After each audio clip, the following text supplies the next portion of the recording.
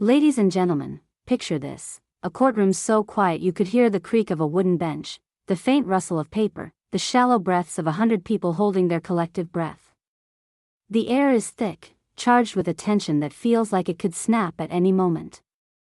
On one side, Officer Bradley Simmons, a white police officer in a crisp uniform, sits with a smug, unshakable confidence. His story is polished, rehearsed, a tale of a black woman, Monica Jackson, resisting arrest, assaulting him, even daring to reach for his weapon. He's convincing, his arrogance almost palpable, as if victory is already his. But then, she rises. Monica Jackson. Calm. Unyielding. And with a single devastating revelation, she shatters his lies, turning the entire case upside down. Who is she? What power does she hold that leaves the officer, the jury, and even the judge speechless, their jaws dropped in shock? This is the story of how one lie unraveled, how a fight for justice became a battle for truth, and how one woman's courage changed everything. Let's dive in, deep. It's early morning. The sun, a hesitant intruder, peeks through the heavy velvet drapes of the courtroom, casting long, jagged shadows across the polished wooden floor.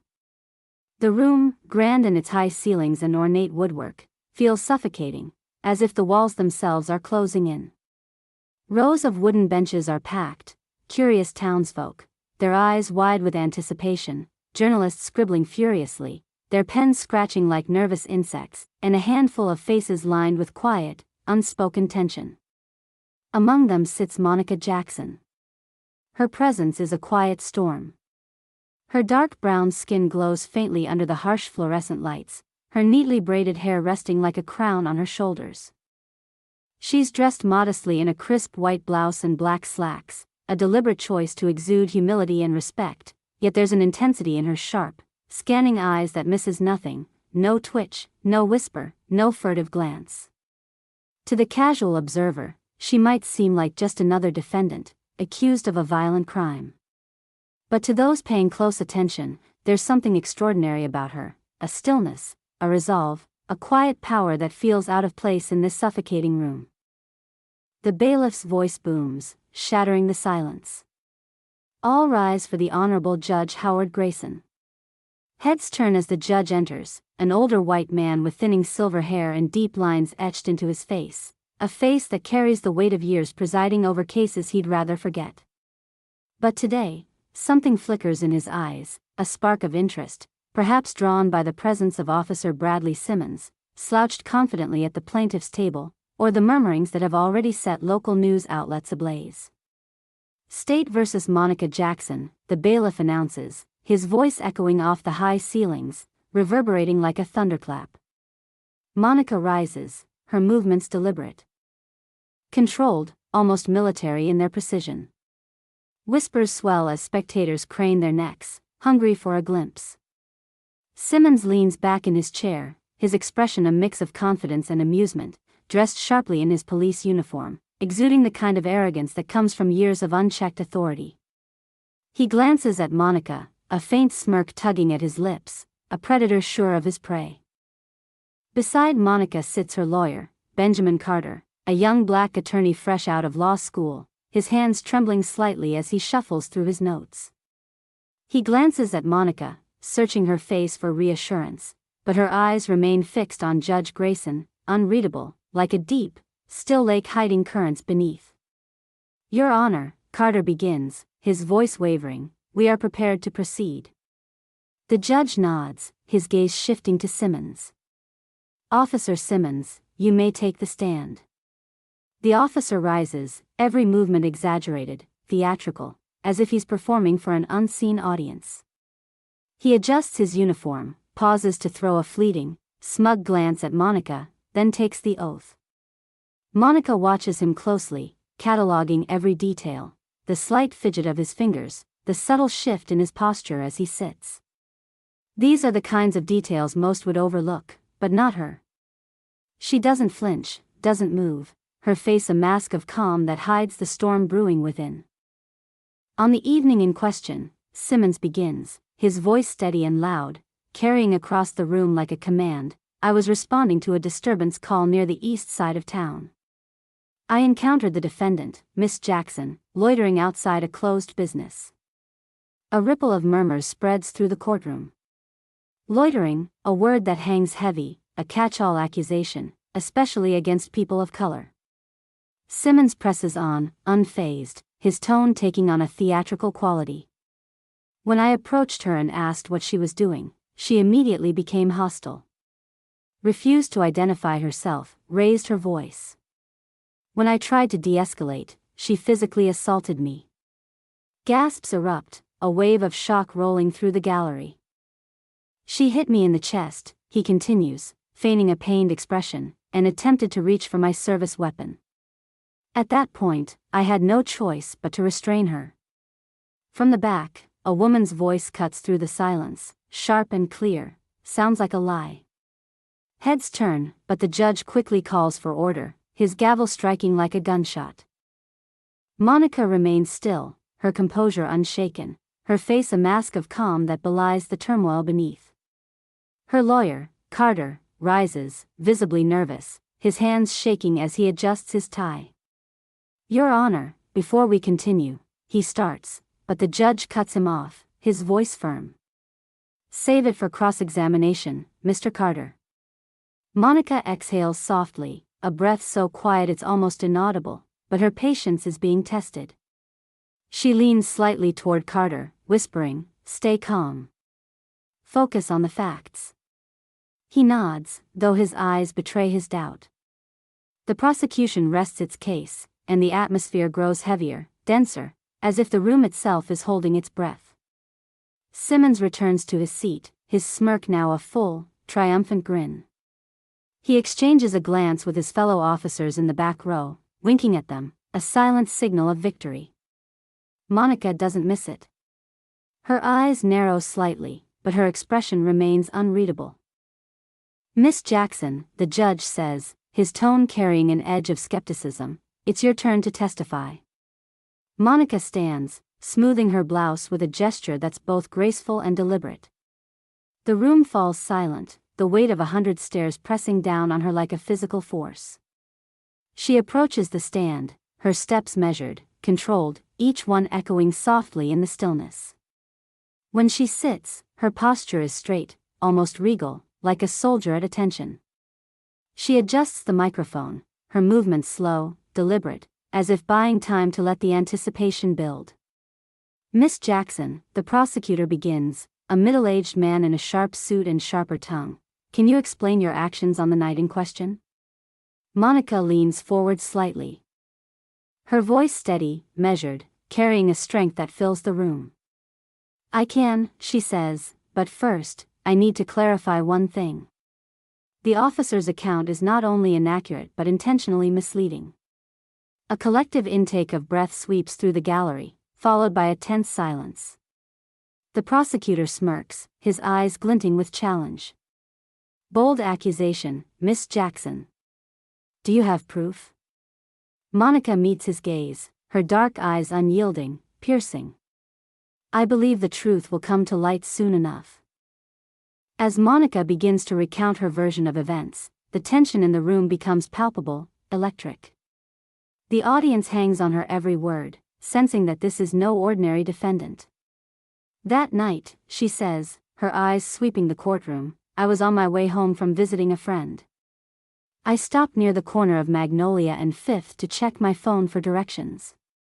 She pauses, letting the details sink in, the simplicity of it stark against Simmons' dramatic claims. "That's when Officer Simmons approached me." The prosecutor leans forward, ready to pounce, his voice tinged with skepticism. "And you're saying this encounter was completely unprovoked?" Monica tilts her head slightly, her expression unwavering. "Not entirely. I was standing on the sidewalk, which, as far as I know, isn't illegal. He approached me with his flashlight pointed directly at my face, asking what I was doing there in a tone I wouldn't call friendly." "How did you respond?" the prosecutor presses, his voice laced with doubt. "I told him I was checking directions," Monica replies, her tone even, unshakable. He asked for my ID. I asked if I'd done anything wrong.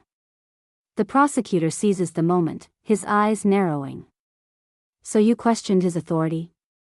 I questioned his motive, Monica corrects, her voice firm but not aggressive, a steel edge beneath the calm. I wasn't obstructing traffic, trespassing, or causing any disturbance. I wanted to know why he was asking. A ripple of murmur spreads through the gallery, and the judge bangs his gavel lightly. Order in the court. Monica continues, unfazed, her voice steady as a rock. When I asked for clarification, he raised his voice, accused me of being uncooperative. Before I could say more, he grabbed my arm. Her words hang in the air, heavy and undeniable, a punch to the gut for everyone listening. He said, and I quote, "Women like you need to learn how to listen." Gasps erupt, louder this time, and the judge's gavel comes down harder. Order. I will not tolerate interruptions. The prosecutor forces a smile, but it's brittle, cracking under pressure. Miss Jackson, that's a serious allegation. Do you have any proof? Monica looks directly at him, her gaze unflinching, almost pitying. No, she says, because the body camera he was wearing conveniently malfunctioned. Isn't that right, Officer Simmons? All eyes turn to Simmons, whose confident smirk has vanished, replaced by a tight, clenched jaw and darting eyes. The courtroom buzzes with whispers, but Monica isn't finished. That night, she continues, her voice steady despite the weight of the moment, I told him I didn't consent to being touched, asked him to let me go. He didn't. Instead, he accused me of resisting arrest, even though I hadn't moved. When I tried to pull my arm away, he slammed me against the patrol car. The room freezes. A few spectators whisper, their faces a mix of disbelief and anger. Even the judge seems momentarily taken aback, his gavel pausing mid-strike. The prosecutor, now more subdued, presses on. And after that, he asks, his voice tight. Monica's gaze doesn't waver. He handcuffed me and told me I was under arrest for assaulting an officer. The prosecutor leans back, struggling to regain control. Miss Jackson, you're a strong woman. Is it possible the officer felt threatened by your physical resistance? Monica doesn't flinch. I'm not stronger than a trained police officer, she says, her voice firm. And let's be clear, I didn't resist until he violated my rights. Before the prosecutor can respond, she adds, I also didn't reach for his weapon, despite his claims. That was a fabrication to justify his use of force. The room seems to hold its breath. Simmons shifts uncomfortably, his earlier confidence crumbling. The prosecutor's face darkens, his composure slipping.